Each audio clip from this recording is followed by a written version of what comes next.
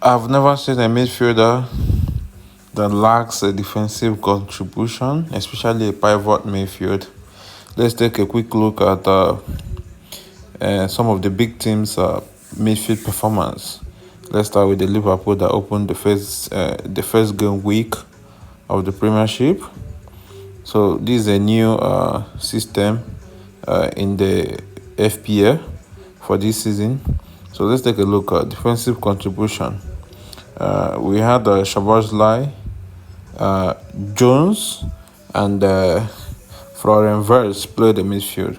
So they contributed Shabazlai 11, Wirtz 9, and Jones 1, not being a natural defensive midfielder. But at least he had 1. Then they came and had 3. Then let's go over to Tottenham Hotspur. You can see the defensive contribution of Sarr. Gray, even though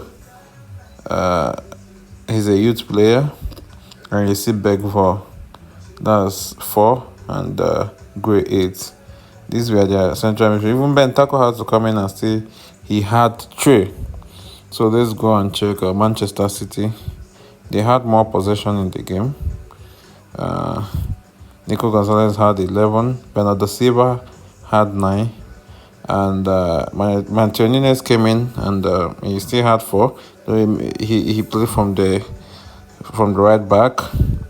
And then Cheki, even though he came in late and he had 1, even though they had possession. Grenders, who pre-assisted and scored, had 3. So what am I trying to say? Okay, let's check Manchester United and Arsenal. You can see the Bruno Fernandez had 11 defensive contributions. Casemiro 5. Mount had 3. Ugarte 2. Arsenal's Zubimendi 12. Odegaard 14. And Rice 4. So Merino, who came very late, had 1. So why and how? Why is it that Enzo, a player that cost so much for Chelsea to acquire, who had been here for over 2 years, who performed very well ending of the last season, and here he is again back to his normal average performance, having 0 defensive contribution.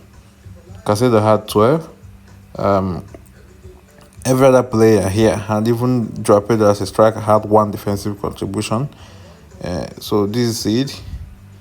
But Enzo is missing. How can a midfielder, a pivot midfielder, or be it a LOCM or deep playmaker, whatever it is, how can he not have a defensive contribution? This is my question. Wating had 5 for Crystal Palace. Hughes had 9. So even Eze had 7. Devene that came second half had 2. So if you check every other player, their defensive contribution, you can see they are making efforts. Anderson 11, Sangare 10, and Gibbs White 4.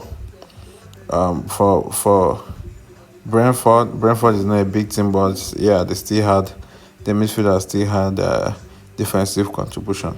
So how can Enzo Fernandez, a professional, pre-assumed elite footballer, not have a defensive contribution after playing over 60 minutes? And look at his rating on that game, 6.6. And I've noticed that whenever Enzo Fernandez plays, Caicedo always looks bad, even when he plays his best.